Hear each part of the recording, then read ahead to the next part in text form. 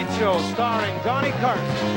This is Doc Severinsen along with Tommy Newsom and the NBC Orchestra inviting you to join Johnny and his guests, Bing Crosby, Ray Bolger, Marvin Hamlisch, and nonagenarian Burt Mustard. And now, here's Johnny.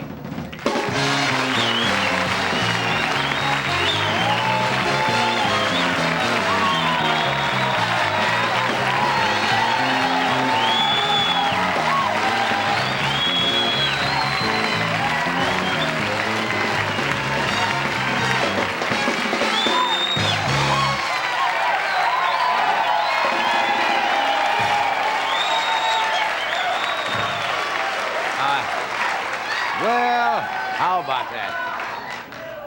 Thank you. I'm Johnny Carson. The only reason I say that, for those of you who won't recognize me in a regular suit. Hey, how quickly they forget, Rhinestone Cowboy. How are the pipes tonight? What? How are your pipes? I'm suffering from Burbank throat. My big thing last night. How are you tonight? All right. Ed is off. It's his birthday tomorrow. He's celebrating his birthday. I don't know why he's off today. He's celebrating his birthday tomorrow, but that's the way it goes. So Doc is over here, and Mr. Thunderbolt wends his way from the back of the bandstand to the front of the band. Mr.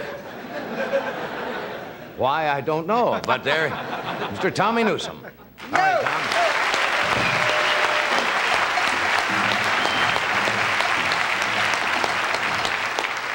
Did you do that in school? Is that the way you... It's an old hernia.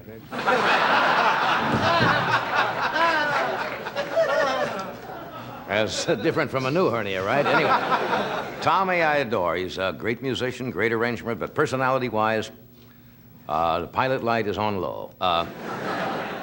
Tommy's big idea of a Saturday night is to go down to Birch By's headquarters and mix with the other losers.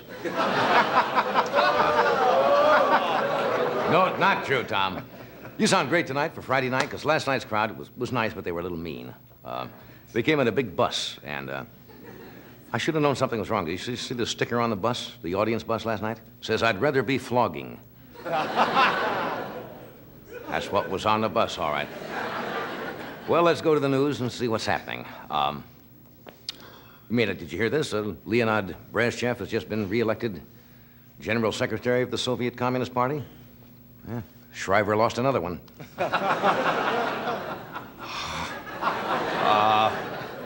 Well, let's go to the politics. That's what's funny. If you can't get any fun out of it, yeah, politics is funny, let's be honest. We got to go through this traveling sideshow every 4 years in this country, and right now all the candidates are down in Florida. And if you've read the papers, watched television, it's now not gentlemanly. Everybody starts out very nicely, and as the primaries get a little closer to the general election, they take off the gloves and it heats up. Now, Ronald Reagan just unleashed a blistering attack on Gerald Ford. He blamed Ford and Secretary of State Henry Kissinger for the loss of the United States military supremacy. Reagan says that we are number 2 now in military supremacy. It seems that Russia has enough nuclear weapons to wipe out the entire world 100 times over. We only have enough nuclear weapons to wipe out the world 50 times over. And Reagan's upset about that. He wants to have an investigation of the Pentagon and find out who's soft on death.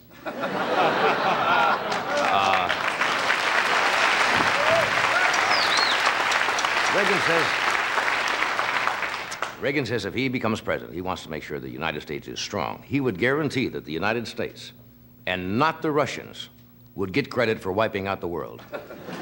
I think that's important. No, they're beginning to play. Remember when Reagan started out, he said he was not going to talk and say anything bad about another Republican? I think the one he had in mind was Abraham Lincoln. He kept his word there.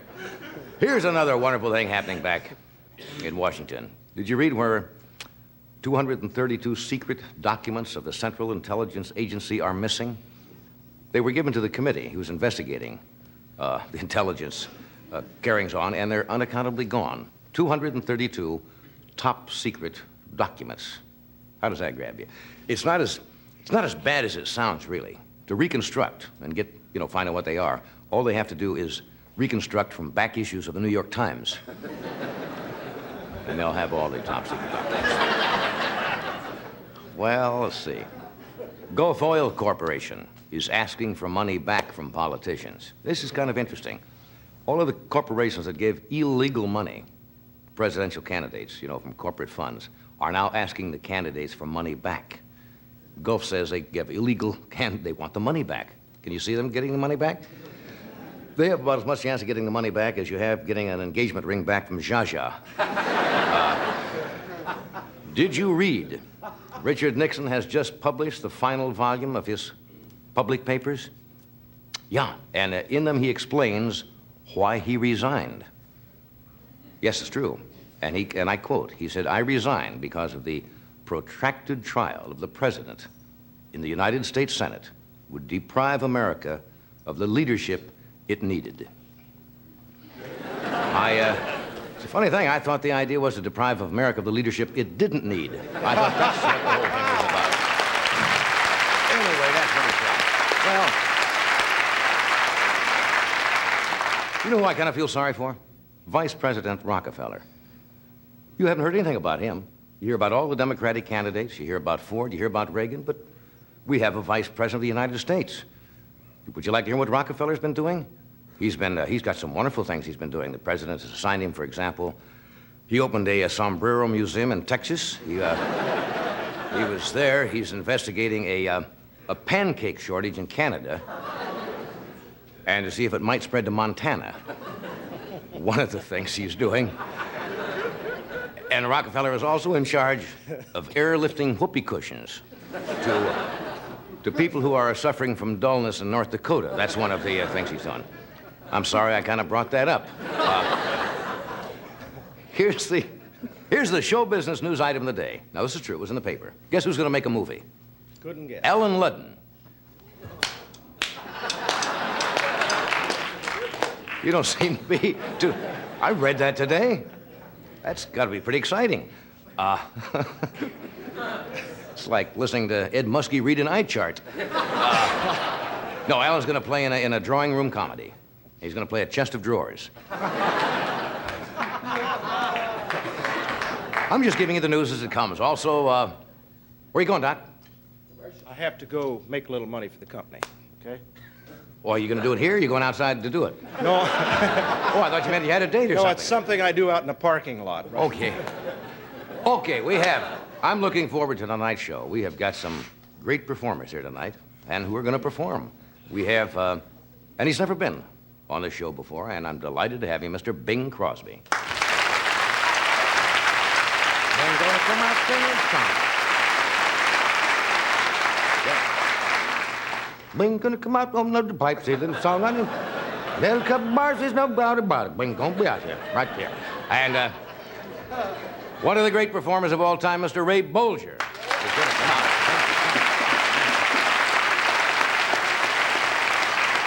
Academy Award-winning composer, Mr. Marvin Hamlisch, is with us tonight. And a lovely gentleman who's been with us before, Mr. Bert Mustin, is here tonight. So thank you for coming, and we'll be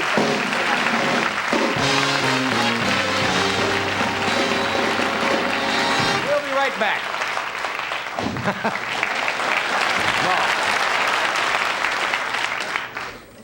Oh, now tonight we have...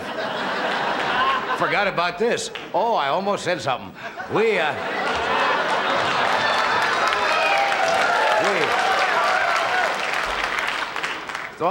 Tonight we have some super special news for all you women who love Revlon cosmetics, and offer you also for all you Revlon dealers who sell them.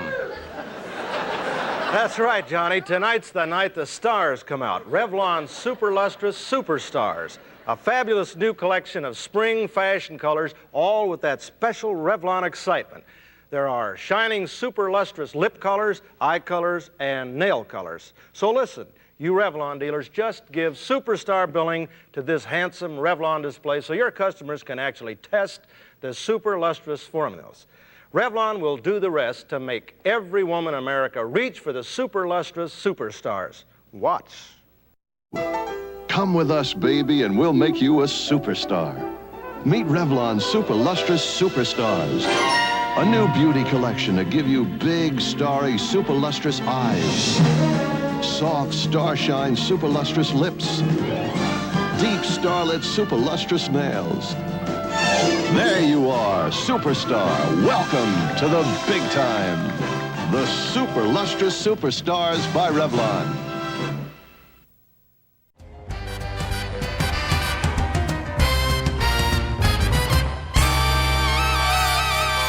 Thank you very much, Tommy.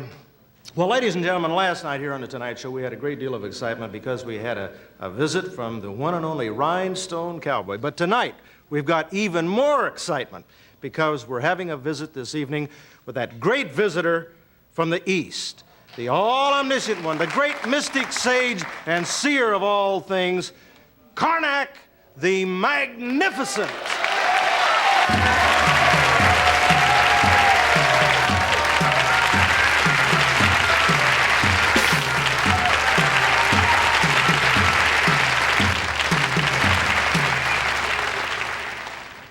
Good evening, Karnak. Karnak, quiet tonight. Well, Karnak, as any fool can plainly see, I have here in my hand these envelopes which have been hermetically sealed and kept in a number 2 mayonnaise jar on the front porch at Funk and Wagnall's since 11 a.m. this morning. And no one knows the contents of these envelopes. Yet you, in your divine wisdom, will ascertain the answers to the questions herein contained, never before having seen them. Is this not correct, Karnak? The man who plays golden instrument tells it as it is. All right, we have here, Karnak, the first envelope. May I have silence, please? Got it earlier, not that I should ask. The answer to this question is sealed in this envelope. Hermetically sealed. Yes, I understand that. Kept in a... I know that. A nylon stocking and Hubert Humphrey. A nylon stocking and Hubert Humphrey. That's right. Name 2 things that will eventually run.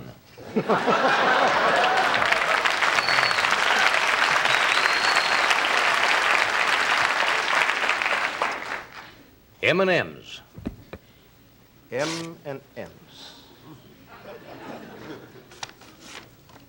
What does Aubrey Hepburn use for falsies?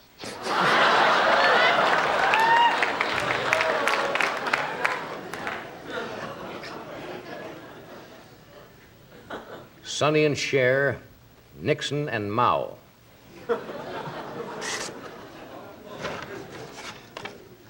Name 2 couples who got back together again with a bad act.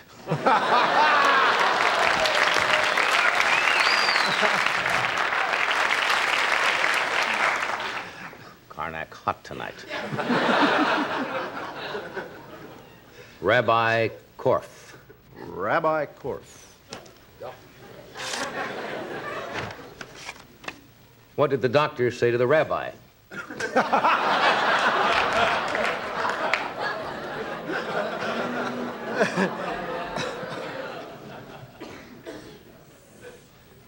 The envelope, please.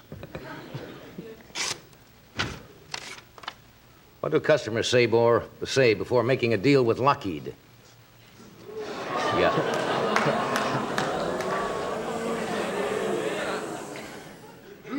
May your daughter's first affair be with the United States Marine Corps.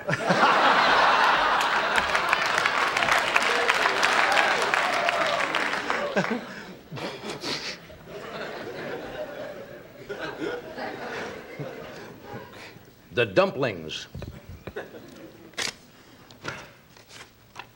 What do you call tiny little dumps?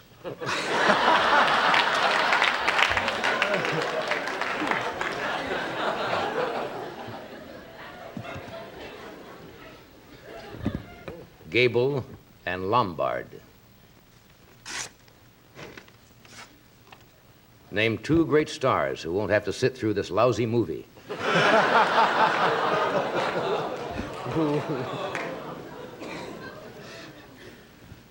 Fly swatter.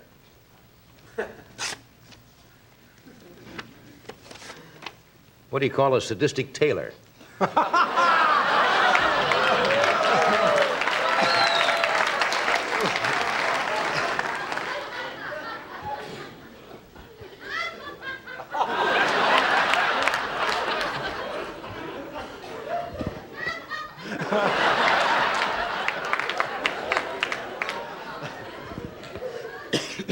A double hernia. What do you see if you hold your hernia up to a mirror?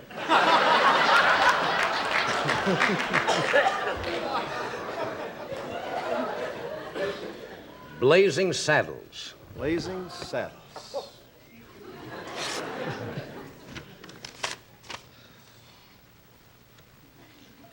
Karnak, out of order.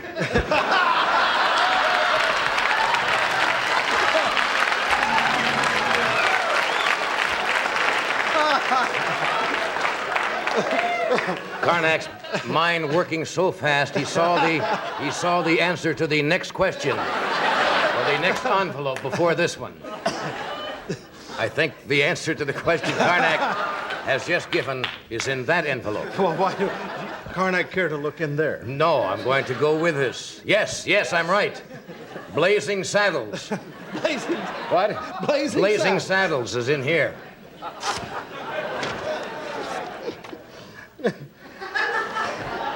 What do they put on horses at the Preparation H Ranch? Karnak is right. Nevertheless, Karnak, we are coming now to the last envelope.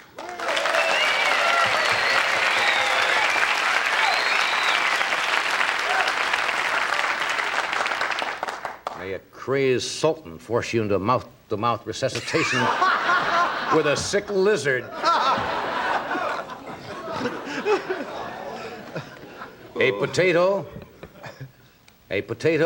Burt Reynolds, and Sergeant Shriver.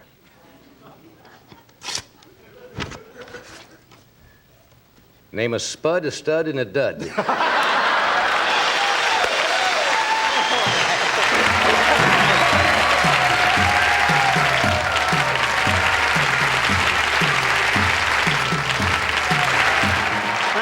The Tonight Show will return right after this pause for this message of interest.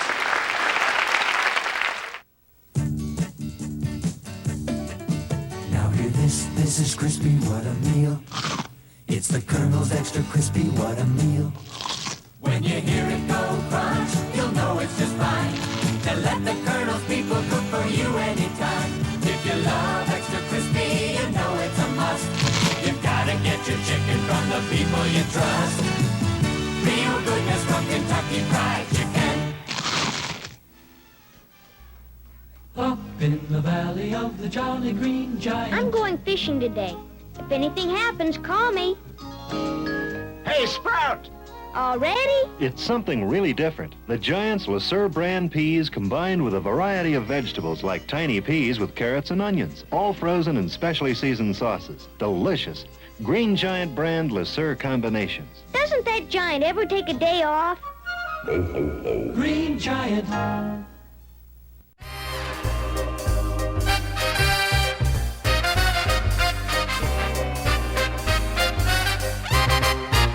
We are back. I would like to say, it's the first time that's ever happened, Karnak, thinking ahead too quickly. I should mention, what did I start to mention? Well, I'm always telling people where you're going, right? You're out playing. Right. I'm going to go back to New York City tomorrow, back east, from whence we did the show for a long time. And we're going to play up at the Westchester Premier Theater. Are you familiar with the Manhattan Transfer? You know, yes. the musical act? Oh, they are fabulous. They are Absolutely super. fabulous. And they're going to be up there with me, and we're going to open in Terrytown. Brand new theater up there called the Beautiful Westchester Premier. Have you played there? Oh, yeah, I played there with Joey Bishop. Hey, great. It's a lovely place. What day do you open again? We opening Tuesday, March the 9th. Gonna be Tuesday, there March the Tuesday, 9th. Wednesday, Thursday, Friday, Saturday, and Sunday. Karnak doesn't want to forget another day. Karnak, this question. If somebody came up, you could probably go to any country in the world, and if you said the name Bing, there's no doubt about it who you'd be talking about.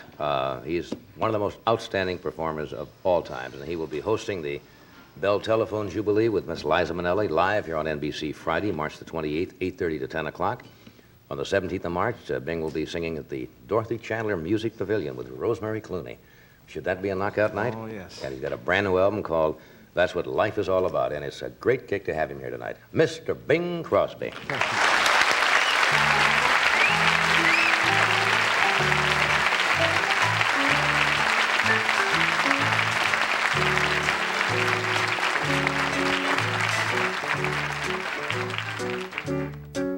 I want to wake up in the morning where the morning glories grow, where the sun comes a-peeping into where I sleep, and the songbirds say hello.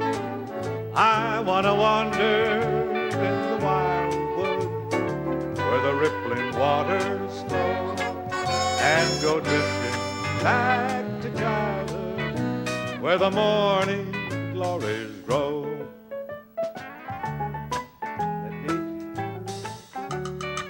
Little touch of some of the old orchestras of the past. Guy Lombardo. That's the Clico Club Eskimos right in there. The Ipana Troubadours, great group. Carmen Caballero, I believe, or Frankie Carr, very interesting. Sheffield.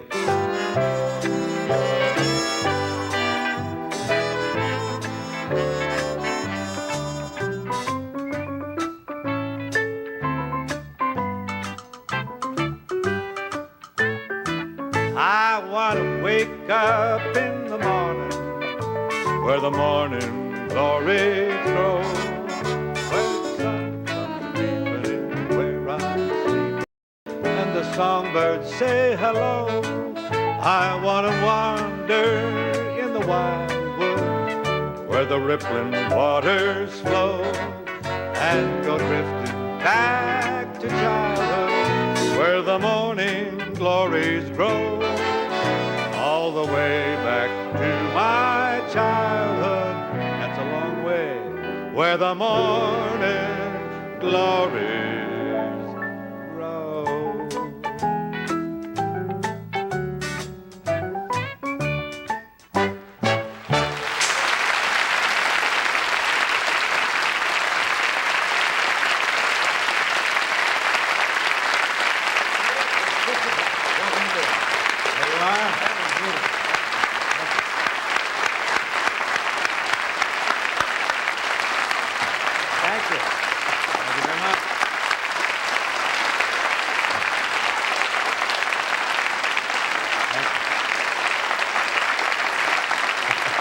Quiet opening for you, I think. I'll tell you.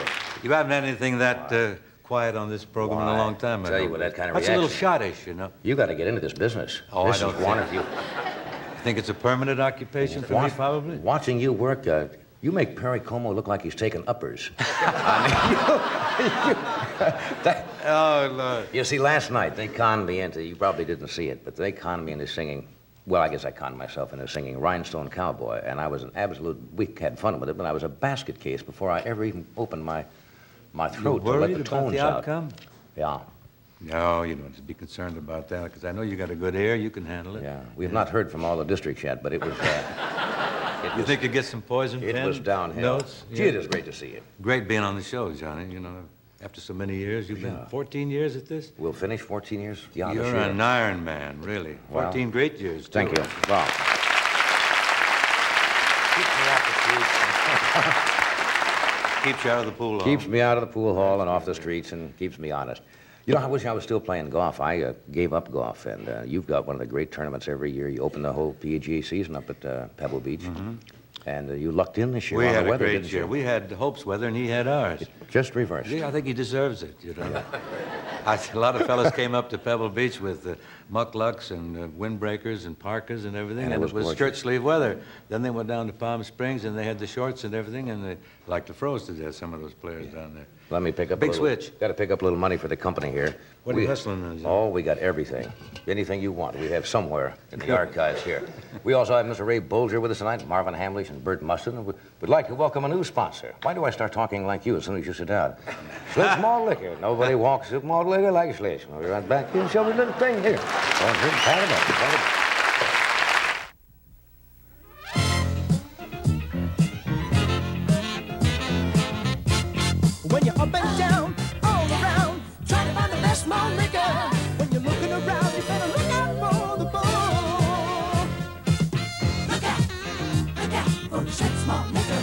Look out for the bug. Look out for that Schlitz malt liquor bug. Nobody makes malt liquor like Schlitz. Nobody. Look out for the bug. Schlitz malt liquor. Great taste coming through in the fruit pop. Look out! It's Schlitz malt liquor you've been looking for. Look out for the bug. Look out for that Schlitz malt liquor bug. Nobody makes malt liquor like Schlitz. Nobody. Nobody makes malt liquor like Schlitz. Nobody. Nobody.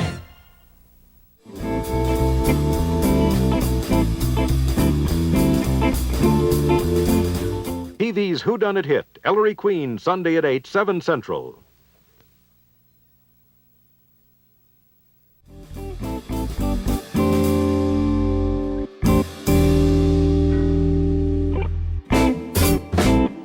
I thought we'd left and we're never coming back. That was Tommy Newsom and you left out the A&P Gypsies tonight. The A&P Gypsies, yeah. Yeah, when you were doing the Clico, what was it, Harry Horley? Harry Horley. The A&P Gypsies. Yeah. That goes back a couple of years. You know, I heard there's a station out there, I don't know if you ever heard it, I mentioned on the air one night, that plays nothing but, not just certain period records like the 50s or 40s, but they dig out and they have the damnedest recordings. I don't know where they get them. And I heard you the other day when you were singing with Paul Whiteman. 1930 to 29, 28. That's how old that record was. Yeah, and a good cut and in great condition. But the thing, I think, a station called KGRB out here, or someplace in West Covina. But they don't play it like it's old records. They just say, here's Crosby, and they just play all through the day. That was 1930. They take some of those old records and some way or another they treat them so they clean up the scratches and the extraneous noise and they produce a pretty good sound. It sounds almost like it's a modern record. You've probably heard that, haven't you? Yeah. Or they rechannel them sometimes for stereo, and I don't know exactly how they do it. Redub them or something, yeah. That was the Rhythm Boys then. Well, that's Rhythm Boys, then I sang some solos too with Whiteman, but not often. I remember once when you were singing on a special with Tiny Tim. In those days, in fact, you were doing a special with Tiny Tim once, and you said something about his vibrato. You said he got a vibrato there you could throw a cat through. It's a little wide. But in those days, you had...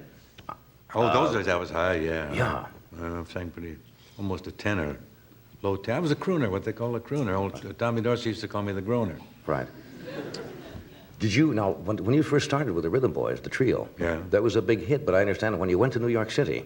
Well, we toured all around with Whiteman and Johnny, and we joined him in Chicago, and then we toured all around, Cleveland, Cincinnati, and those places for about 10 weeks, and we did very well. In fact, I think we were smashed. We went into New York, the New York Paramount, and laid a sensational omelet, just nothing. Absolutely an egg. He had to take us off the bill after the second or third show.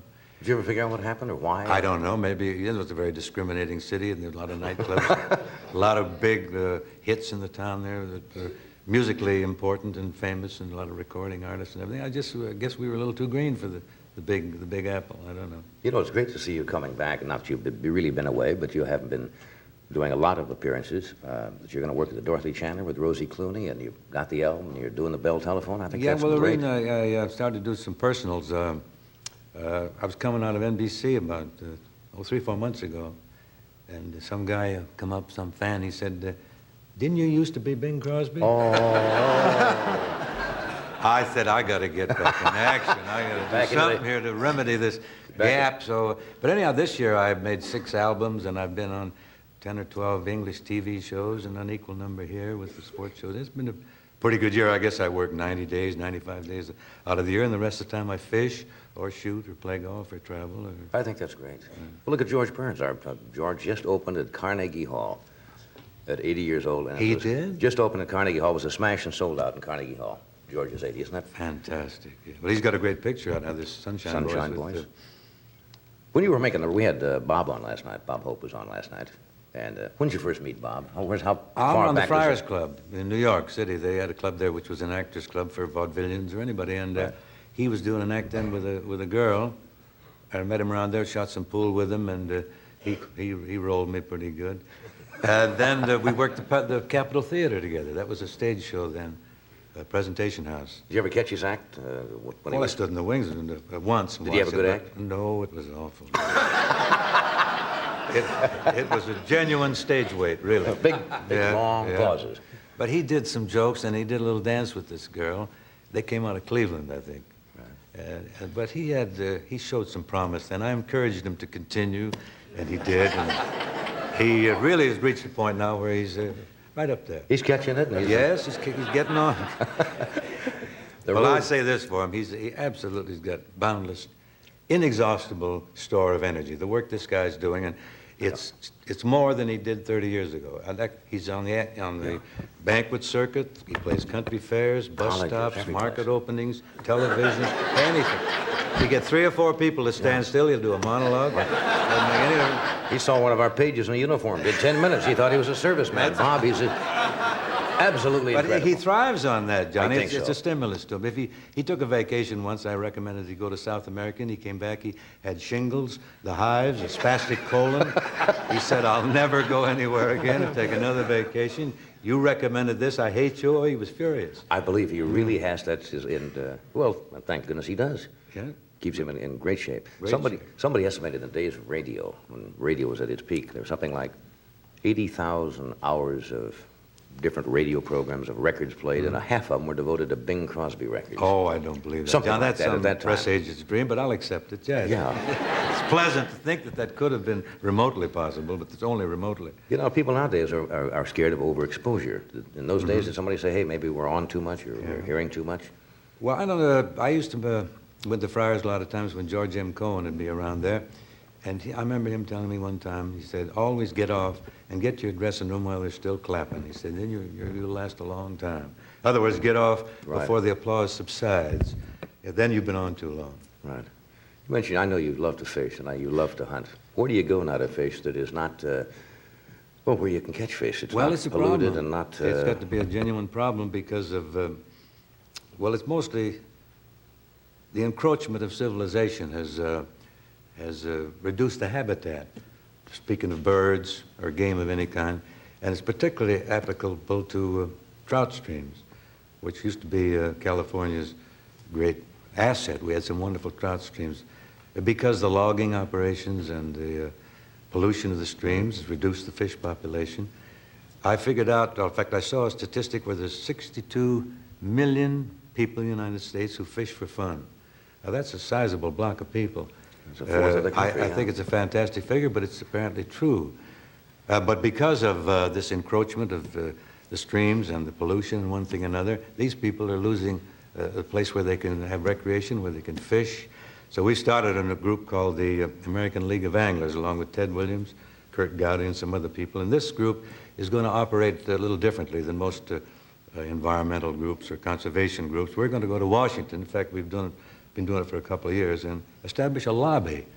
Now, lobby is not a very attractive word, but it's legal, and that's the only way to get things done. We have an office there, we have representatives there, and we what do you call it? We look at the legislative activities of some of the representatives, some of the senators, and we advise their constituents how they voted on matters that are pertinent to conservation and environment, and you have a little clout that way. Right. You can do more good that way than with all the pious euphoria, the bucolic Hiawatha attitude about let's save the game. Of course we want to save the game, we want to save the fish, but you got to go first to Washington, D.C. and establish a lobby. And this thing is in Washington, D.C., I think the address is, I haven't got it right in my hand. Maybe we can throw a card in later. We'll find out. Well, citizens should have a right to But it's in lobby. Washington, D.C., and I want to be sure I get the correct address. And just write in there if anybody that's interested in trying to preserve fishing and the streams. And we've done a lot of good so far. We've stopped, they got the 200-mile limit now, so the foreign fleets can't get so close to our shores and not only rob the sport fishermen of an opportunity to enjoy himself, but also make very serious and critical inroads on our commercial fishermen who are trying to survive. Other countries are doing that also. You're right about the lobby. Citizens should have a right to lobby. And this You is bet. what Nader and a lot of the people are saying, citizen action groups. It's the thing. It's the real thing. Maybe we should try bribes. That seems to work pretty good. Well, anything. I'm in favor of anything. Get 'em moving. I'm also with the Ducks Unlimited. I've been working with them for years, and all these organizations are close to my heart. I do a lot of promos on TV and radio, and anything I can do, I'm delighted to do that'll be helpful. Great. I'm glad we got it through tonight. And before we finish it now, we'll get that address and let them know for Yeah, sure. it's American League of Anglers. And then we'll get the address for Yeah. you. Freddie, you want me to do this first? All right. We'll be right back after this. Stay with us.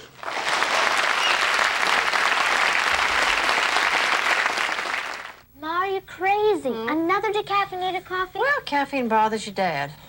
But why keep trying? Because I love him, and besides, this new one tastes great. New improved ground Sanka brand decaffeinated coffee. We think a blend of 2 kinds of beans make it twice as good, and it can be a lot better for your family if caffeine bothers them. Well, I don't like it. See? I love it. Oh. New ground Sanka brand decaffeinated coffee. It's a loving cup. Hit it, puppy. Charlie, what's that? A monogram. What's a monogram? Good taste type initials. Go ahead. Charlie! How's that for good taste, Starkist? Monogrammed everything. But Starkist doesn't want tunas with good taste. Starkist wants tunas that taste good. Hey! Sorry, Charlie. Only good-tasting tuna get to be Starkist. Good-tasting 100% tuna fillet. This is good-tasting tuna. Get good taste. Get Starkist.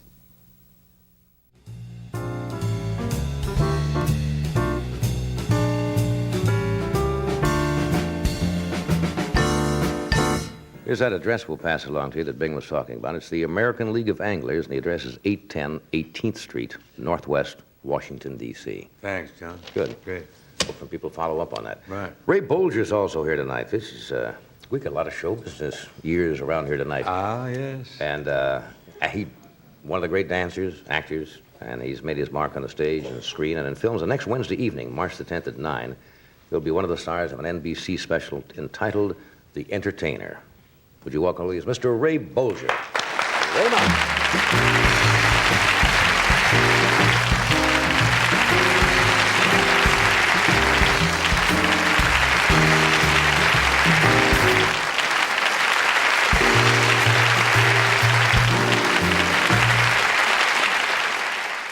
Well, it's like going down memory lane tonight. Yes, it is. And I tell Bing I don't fish, so he doesn't have to worry about me. What do you do when you take time off? What do you do? What do you like to do? Well, actually, I play golf, and I write a little and read a little. Right. And then I stay in shape, really, actually. Yeah, you look in great shape. Yeah. Saw you last night on the news. They were talking about somebody was paying a tribute to the Wizard of Oz. You and Jack Haley were on the show talking about making that picture? Yes. It was super. Well, you know, it's a wonderful thing to have that memory, to go back in life and say that you've got something that you've, well, the people are going to say forever and ever, he was in The Wizard of Oz. It's an American classic. And it's just a beautiful thing to say. I was the scarecrow in The Wizard of Oz, and I know the kids will remember me forever and ever. They come up to you, don't they? Oh, yeah. They come up to me and look at me, and then they're not quite certain, you know? Right. And then they look again, and they say, hey, are you the scarecrow in The Wizard of Oz? And I say, yeah. Then they beat on me, see if I made a straw. What year was that made? That was made in 1938. 38. And released in 39, 40. Yeah. When did you first start as a performer? How old were you? Well, I was 16. I was 17 years old. You see, what happened to me was that I never danced in my life until senior prom at high school. And I had this little girl that I took out to the senior prom at high school. It was a beautiful Friday afternoon. The gymnasium was all decorated in bunting, and the little boys had on their blue suits with a white tie, and the girls were all dressed in the white dresses with blue sashes around their waist and blue ribbons in their hair. And we had a big three-piece orchestra. And I took this little girl out on the floor, and no matter what the orchestra played, I waltzed. I never saw her again. And that taught me a lesson that if I wanted to become somebody in life, I had to learn how to dance. And so I went down to O'Brien's School of Social and Formal Dancing and found out I had a natural aptitude. I became the snappiest one-stepper in town. What's the first professional engagement you had? I was with the Bob Ott Musical Comedy and Repertoire Company. We played Shamokin, Shenandoah, Hazel, Montcalm, Du Bois, like this. What was the name of that group again? The Bob Ott Musical Comedy and Repertoire Company. We played 7 different shows a week. We played the Moose Home in Likens, Pennsylvania. The Moose Home? The Moose One Home. of the biggies. They had a meeting downstairs underneath the police stage. Sounds familiar. The Moose, the Knights of Pythias, all Yes, of those kind of organizations? All those places. Well, we played the Grand Army of the Republic Opera House in Mount Carmel, Pennsylvania. Ah. They called it the Grand Army of the Republic Opera House because the remaining members of the Grand Army of the Republic held their meeting out in the lobby of the theater. They had a great big pot-bellied stove out there, you know. That's where the hot opera came tonight. They'd heat up that stove and heat up the theater, and the guys would stand there and say, spit on it and say, well, let's go and see the show, maybe. You also got to the Palace, though, outside of the Moose Lodge. The Palace in New York. The Palace is that's the epitome, that's the ultimate for a vaudeville performer. But there's one strange thing about it. When the Palace opened, it was 1913, Easter Monday, March 24th, I think was the date. The Palace opened and flopped. Variety zinged it because they charged $2 top. It said, $2 Variety at the Palace Theater, a flop. And boy, did they give it a scathing review. They killed everybody on the bill, including W.C. Fields. Well, why? Did they think it was too expensive for that? Well, they didn't think that was good enough show compared with what was down the street at Hammerstein's. At Hammerstein's on the corner for 50 cents, they had 12, 14, 15 acts, including Mrs. Carter de Haven, imported from Britain, Names ringing a bell, Ben? Yes. Well, you know, it's really fabulous. If you go back in the history, to think of the people that played the Palace Theater, and it was never a success. The Variety said, when they reviewed it in the middle of the week, that there were only a few people seated in the audience. And it was a $12,000 bill at that time, which was an extraordinary amount of money. The Palace Theater was a dream of Martin Beck. And it was never a success until Martin Beck, who was a sort of an international impresario in one respect, got over from Europe Sarah Bernhardt. And he brought Sarah Bernhardt in to play the Palace Theater. And from that day on, it had become the greatest thing in the whole history of the theatrical business for artists. When you played there, well, everybody played there that you can think of. Everybody but Al Jolson. Al Jolson never played the Palace Theater. Why not? No, I would not know that. Why? He was busy doing what Al Jolson does, being by himself in his own shows, making a lot of money, no records, but a lot of money at that time, and touring the country. And Al Jolson was a show in himself. He would stop in the middle of the show, no matter what it was, and say, well, you know how it's going to turn out. He did the boy going to get the girl going to get the boy. He said, it's going to be a happy ending. He said, I'm going to stop the show right now, and I'm going down and sing about 4,000, 5,000 songs for you. And he would do that, and he'd keep that audience enthralled until the curtain came down at 11:30 so they wouldn't pay overtime. Every Sunday night he played the Winter Garden. And that Sunday night he played the Winter Garden. Just himself? Just himself, all by himself. And a runway, down on the runway. And he was right down the line, told jokes, told all the jokes, you know, and he did, and ethnic jokes, everything. He told colored jokes, he told Jewish jokes. He always used to kid the other performers. Because, you know, you have people like Joe Frisco, which is just a standard joke in the business. I never forget one time when... Joe Frisco is a famous stuttering comedian for the Well, Joe Frisco also was a great dancer, you know. He had an act whereby he wore a derby hat and smoked a cigar, and he had his hands in his pockets and did a kind of a shuffle. And then he would take a handkerchief out of his mouth and make a rabbit out of it and chew the carnation up that he had in his lapel. Wild dancing. Wild dancing. That was called the Frisco, his day.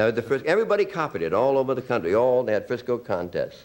But he was he was broke all the time. Horses. Yeah, well, the great story about Bing. You know, Bing was the story about Bing. A lot of stories about me They and wanted to borrow Frisco. $10 because to go down and bet on the race. Yeah. And he won the race, and he came back and says to Bing, "Here, boy, here's your $10. Sing a chorus of Melancholy Bing." He was a funny man. I remember once he was on the Bob Hope show, and they were at the races.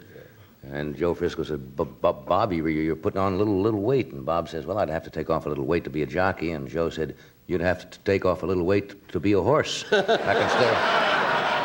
Remember that? Never forget him. You file those away. Yeah. We're going to do this word from Windex first. The window cleaner that turns dirty windows into beautiful windows. Watch how Windex makes my kitchen shine. Shine. Windex makes it shine. Windex makes it shine. Windex makes it shine. Windex makes it shine. Windex makes it shine. Windex lets you bring all the sun in. Let it shine. Some kitchen, huh? Windex with ammonia D. Windex makes it shine. I don't usually jump around. If I like something, I stay with it. But I just don't feel that way about antiperspirant sprays. I've tried most of the leading brands. But then I found Ultraban antiperspirant lotion. Keeps you drier than Right Guard, Arid Extra Dry, Mitchum. I like the idea of using a roll-on instead of a spray. I also like the smooth lotion formula. Ultraban roll-on lotion. If it keeps me as dry as it does, and it feels as good as it does, I'm gonna stay with it.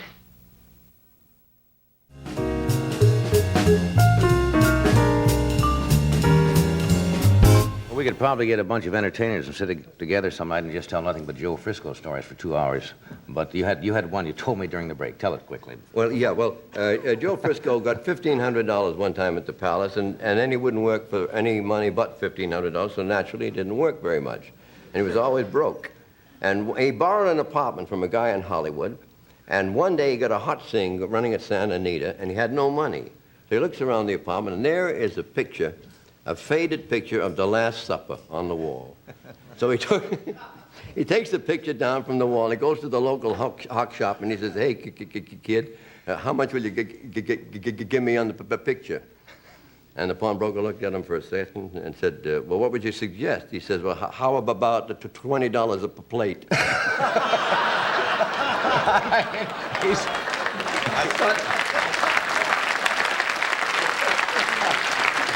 That jogged Bing's memory. I saw him one day. I bumped into him on the street, and it was in the evening. I said, "Where you been?" He said, "I just been to see a Errol Flynn picture." I says, "How was he?" He said, "He was the bravest I've ever seen him." But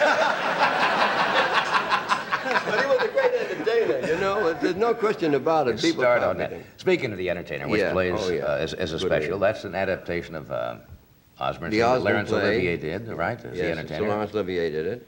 And it's been translated from English into English. English to English. Yes. In other words, I mean that the English idiom has now been translated into the American idiom, and I think that they have made a much better vehicle out of it for audience consumption, because it shows our kind of theater. It shows the degradation that can happen to a man who refuses to give up when he only has a mediocre talent, and that is played by Jack Lemmon. And believe me, it is played by Jack Lemmon. If it isn't an Emmy Award thing, if its performance isn't an Emmy Award performance, there isn't any such thing. And it's a beautiful picture. It's really a classic picture for television. Great. You'll see it on March 10th. I play his father. You can play his dad? God. Yeah. You're going to do a little something for us tonight. Well, I'll tell you what I'd like to do, if you don't mind, because, I mean, you know, I'm 72. You'll be 72 pretty May soon. 2nd. May 2nd. And you know how it is necessary to get the blood rolling in the morning. So just let me warm You up got to warm for up? just a second. What do you want to do, Freddie? Want to do the commercial first? Then the commercial. Yeah, but we want to see him warm up. Okay, You know, I'll go. Hey, Gene.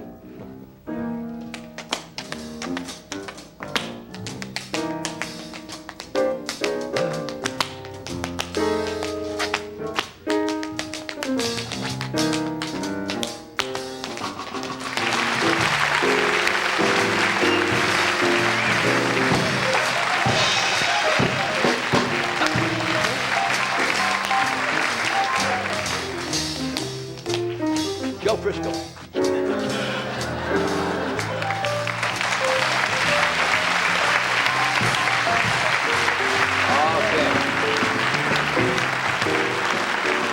Keep the blood warm. We're coming right back for the numbers. Stay with us.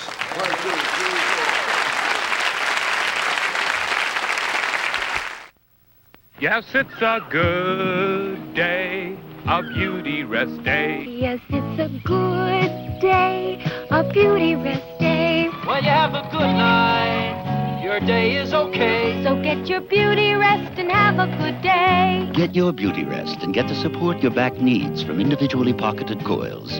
If your back feels good, you feel good. And have a good day, so get your beauty rest and have a good day. Before you can sing Kitten Chow 12 times, this little kitten will turn into a beautiful grown-up cat. Kitten chow, grow. Kitten chow, grow. Kitten chow, kitten chow, kitten chow, kitten chow, kitten chow, kitten chow, grow. Kitten chow, grow. We sang it 12 times because it takes 12 months of extra nutrition to turn a little kitten into a grown-up cat. This beautiful cat was brought to you by Purina Kitten Chow. Emergency, followed by Young Billy Young, starring Robert Mitchum and Angie Dickinson. First time on TV, Saturday night.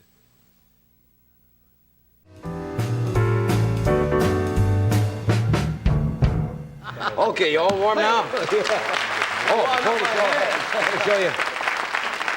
You know, you look about as good a shape right now as you did 30 years ago. In that picture. Yeah. Weight and everything. That's right. I'm going to do a number for you. All right. And I bought the hat you saw there. Here's le chapeau. Le chapeau, merci mille fois. De rien. Le chapeau noir, le chapeau. C'est une Humbert? Oh, it's But anyway, it's a joke that you can't tell on this show. Well, we've told them all. Oh, yes, they can. Don't tempt him. He'll go. This will take you back to the Palace Theater. And may I borrow this phrase?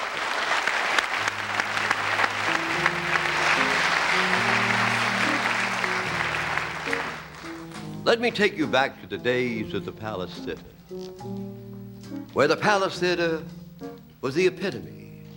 Valhalla on 47th Street. If you played the Palace Theater, you had it made in vaudeville. And the most elegant of all of the vaudevillians was the soft shoe dancer. You see, he had a Homburg hat. He would take this Homburg hat, put it on his head, tilt it slightly, and sing something like this.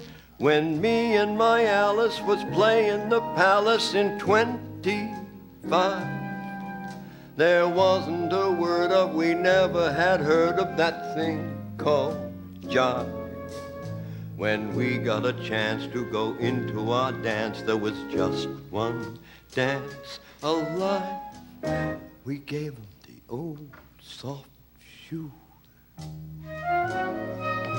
There wasn't a number, the smell of the rumber on all the bills. And as for the conga of Madame Lazanga, it just was nil. The orchestra played and the balcony trade wouldn't leave their seats until we gave them the old soft shoe. Dances come, dances go, like the changes of the moon. For a fad is always short and sweet. Ah, but you can still stop a show with a lazy daisy tune and the easy breezy patter of your feet. It just couldn't happen that music for tapping was gone, amen. For science has found that the music goes round till it's back again. And old Swanee River will flow on forever because they played it when we gave them the old soft shoe.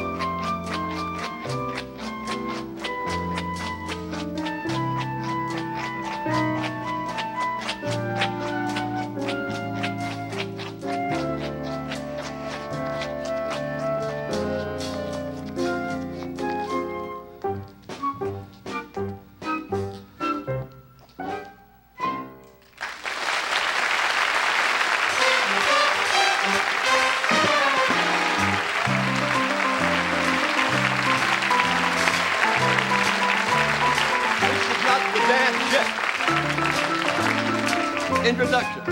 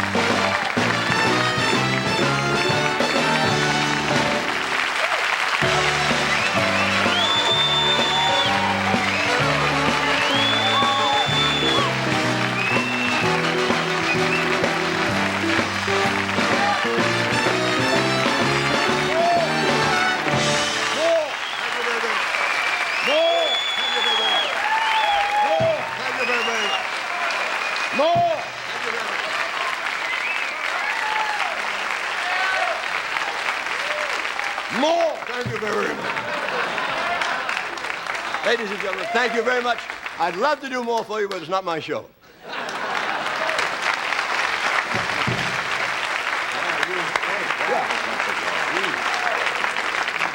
And that's 4, 6, 8, 10. And that's what they call style. Style.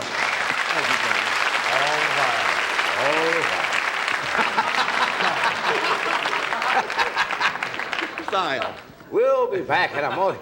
We have a message from Pillsbury's Streusel Swirl. Really? Didn't think you could say it. Yes, a dessert cake with a flavor baked right in there. When you want to give a basic layer cake really good flavor, you have to add frosting.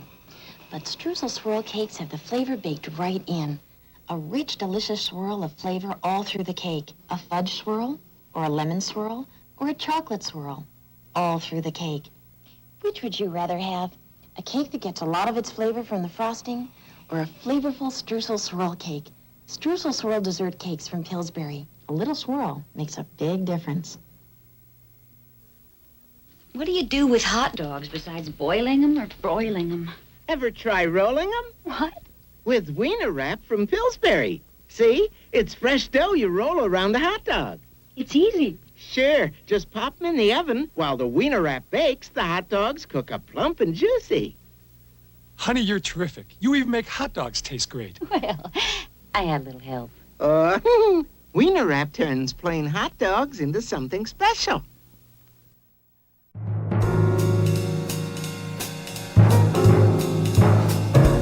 Well, I tell you, we have a lot of talent on this show tonight. Marvin Hamlisch is a most talented young man, composer, who's the producer, incidentally, composer of The Entertainer, That's right. Which I've mentioned before, I think, was this Wednesday at 9 p.m. on NBC. Would you welcome Mr. Marvin Hamlisch? Marvin?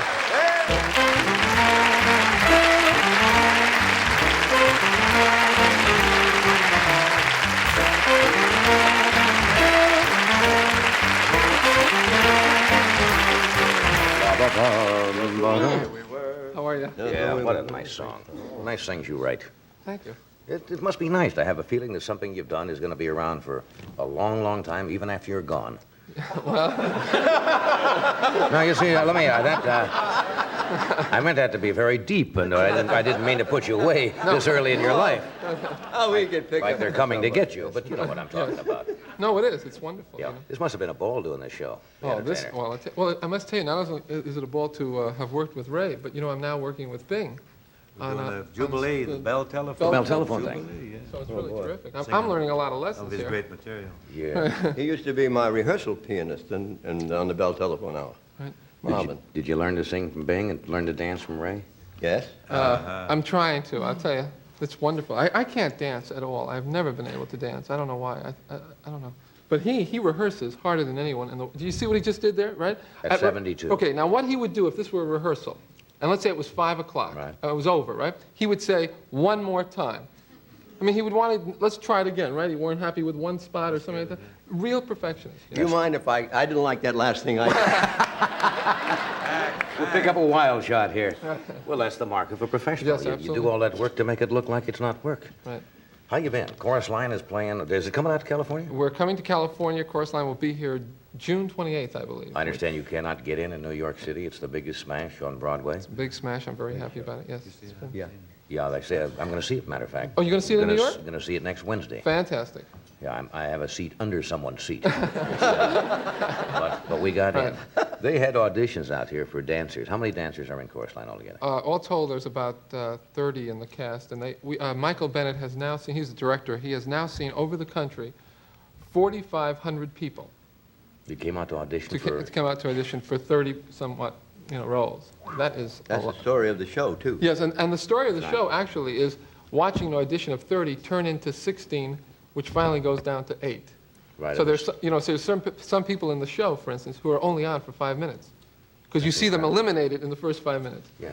You know, a lot of your success, although they always say overnight success, there's no such thing in the business. You spend your years putting it all together, and the public gets access to it all of a sudden. Right. You've had this, in the last 2.5 years, tremendous acceptance by the public. Has it changed your life, coming all of a sudden quickly? Well, I have found that a lot of people think that it changes your life. You know how people then look at you differently, you know? They come up to me and say, oh, gee, you've really changed, Marvin, And I really feel that sometimes it's because people look at me differently. They change in their attitude. In their attitude to me, as opposed. But I do think that it's been very enjoyable, because I really enjoy having the chance to work with people that I normally would never have, I mean, when we started to do The Entertainer, and I was able really to call Ray Bolger on the phone, and that gave me just a great thrill. 3 or 4 years ago. No, it would have been impossible. It would have, first of all, he's not listed, number one. Did you look under Scarecrow? It's listed under there. Very clever listing he has. Bing's listed under Orange Juice. You see, there are lots of little things. I'm listed under Cowboy. Cowboy's. You're going to do something for us, right, Ray? All right, don't go away. Absolutely. Be right back. More in our shoe. Big shoe. After a show, I love having my friends backstage. Nice show, Carol. And one of the nicest ways of putting everyone in a relaxed mood is the delicious General Foods International Coffee. Café Francais is smooth and light, with a deep French roast flavor that is so satisfying. When I want something special at the end of the day or at the end of a meal, this makes a great last act. General Foods International Coffees. It's our flavor that makes us special. This is the #1 best-selling pot pie in America. And here's why. First, we start with our own savory gravy. Then we add carefully selected vegetables and government-inspected chicken, or beef, or turkey, and put it all in a tender, flaky crust. And when it comes out of your oven, piping hot, it's absolutely delicious. The #1 selling pot pie in America? Banquet Pot Pies.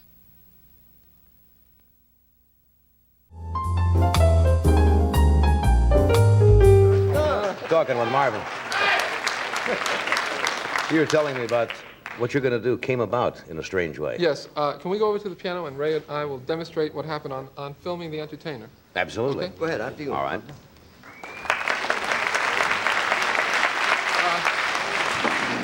Normally, when you do a picture and you have someone like Ray Bolger, who in The Entertainer is supposed to play the piano, he's supposed to sing and play, but Ray does not play. So what you normally do is you get another piano someplace, like this would be in the orchestra someplace, and another pianist plays the piano, right? Right. And he just makes it look. What happened is, because we were on a very tight budget, we didn't have another piano. And all of a sudden we realized, what are we going to do here? We don't have a pianist, and we don't have a piano to play, and he doesn't play. So I'd like to show you how we did this number. This is the magic of Hollywood, right? Here we go. This is how we did the thing. We'll do what? If You Knew Susie, right? If You Knew Susie. Okay. And I know the lyrics. Okay. Okay. This is how we really did it. Let me have your way. Oh, wait a minute. You have to be a dancer to do this, you see. You ready? All right. If you knew Susie like I know Susie, what a cat.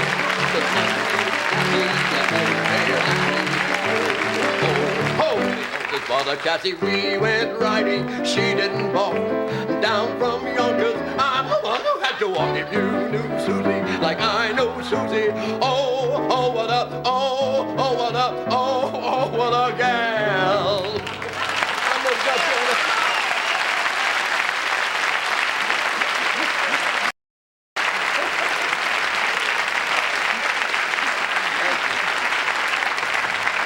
You know, when they cut that shot to just the top of Ray's hands, it looks... looks for real, right? It looks good enough. I mean, There's a absolutely... person out there killing himself. Well, I threw him a little bit there because I did some stops and he didn't, and he went right with me. Picked up a few bucks on that. Oh, huh? yes, right. That's incredible. In fact, there's a song in the show, The Entertainer, Right. that I'm happy to say that Bing just recorded. And Ray in the picture danced to it. Right. And we wanted to do it for We you. got a trio now yes, working? a trio, yes. Everybody works tonight. Yes. Isn't this nice? I love this kind of a show. I just sit here, take all the credit. Huh? Am I going to sing with Bing? Sure. The Rhythm Boys. The Rhythm Boys. Are reunited. Time goes out, goes out there around, and he all begins to shout. Hey.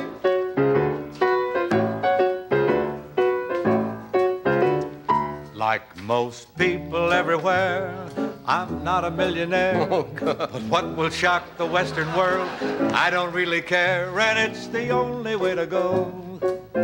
And it's the only dream I know. I'm contented just to be uncomplicated me. So don't dig any deeper. What you get is what you see. And I'm the only man you find who likes nothing on his mind. That's apparent. Yeah. 3 cheers, hand me a beer. Thanks. Watch my dreams become real. Oh, no. Please don't go. I want to tell you how happy I feel. Like there's nothing much to lose. I'll never get the blues. When you've been down as long as me, then everything's good news. And up's the only way to go. And it's the only dream I know.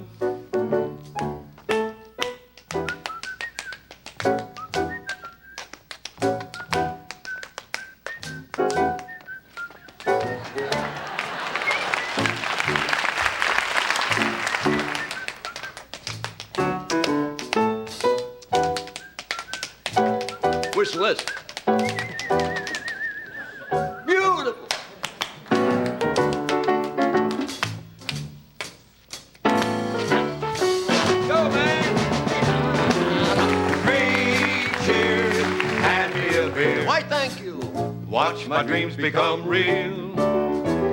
Oh, no, please don't go. I want to tell you how happy I feel. We'll be happy till we die. My foolish dreams and I relax until they take us to that bar up in the sky. And up's the only way to go. And it's the only dream I know. And it's the only way to go.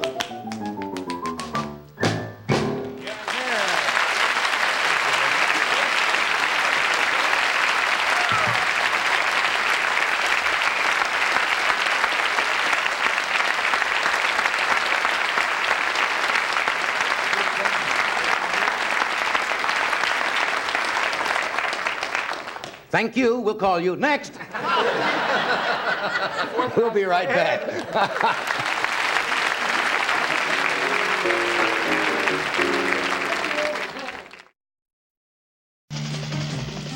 It's been a long time coming, but Revlon wouldn't bring you a cream eyeshadow until they got it perfect.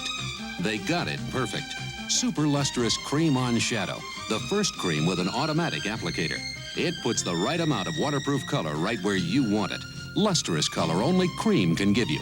Now you can get it perfect. Get automatic Cream On Shadow from the great Super Lustrous Superstar Collection by Revlon. Come on, I'll show you what a home looks like in the year 2000. Fingerprints have replaced keys. I got 4 aces. I think you old boys are cheap. TV sets, as you knew them, have vanished. But some things last, like these Celotex Dimensional Shake asphalt shingles, popular way back in 1976. Celotex Dimensional Shingles, built to last right into the 21st century.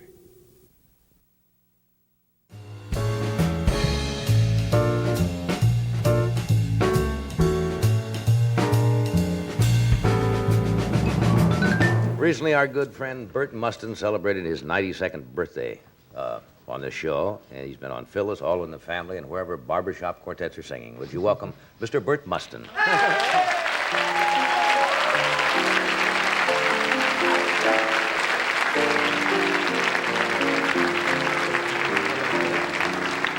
How are you, Bert? Okay. I know you know Marvin Hamlisch. You know the other 2 kids? Yes, I met them. And look, to Bert, everybody else is a kid. yes, especially the crooner there. He's one of the original barbershoppers of all time. And I'm trying to lure him into a little barbershop stuff tonight, but we have to put that off for some other time. How are you? Well, I'm doing pretty good for an old goat, you know. Yeah. 92 I celebrated, so since, 92. Since the last time I was on here, I've hit the 92 bracket. 92? You drink? No. You smoke? No. You go out with women? No. How'd you celebrate your 92nd birthday? It's an old joke you never forget. You bring them out. We told that joke on the stage here. Oh, you did? The answer was how, yeah. How? You were working all the time, though, weren't you? Oh, reasonably, yes. But things are changing so much these days, anyhow. Especially you get into the religious field, you know. The old days, the churches would be happy to announce just simply Sunday school at 9 a.m., church at 9 a.m. No big advertising. Today it's big business. They advertise all over the place, and the preacher, the leader of the orchestra, everybody gets his play on the thing. And they're even now advertising the sermons, if you please. Well, you mean out in front of it? Put on the great big church. And some of those are rather amusing. Yeah. For instance, I saw one the other day. They were advertising the sermon and said, this would be funny if I could remember it.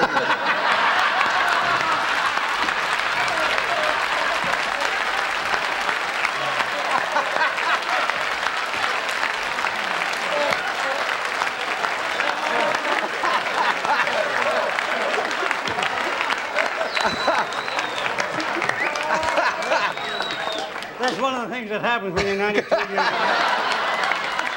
old. You can't get a bigger laugh than that if you even remember it now. Don't remember it ever. Well, the sermon was... What, we have to cut out? We're coming right back. Good. What? We have to say goodnight? coming Monday. Who's coming? Bill Crosby is here Monday with Victor Borga, Lola Falana, Dub Taylor, and Bert will, if you want to know what that is, write Bert Mustin, Hollywood, and we'll send you copies. Remember, for next time. Thank you. Thank you, Marvin. Thank you, Ray. Thank you, Bing. What a great night you have made this. Really, for all of us.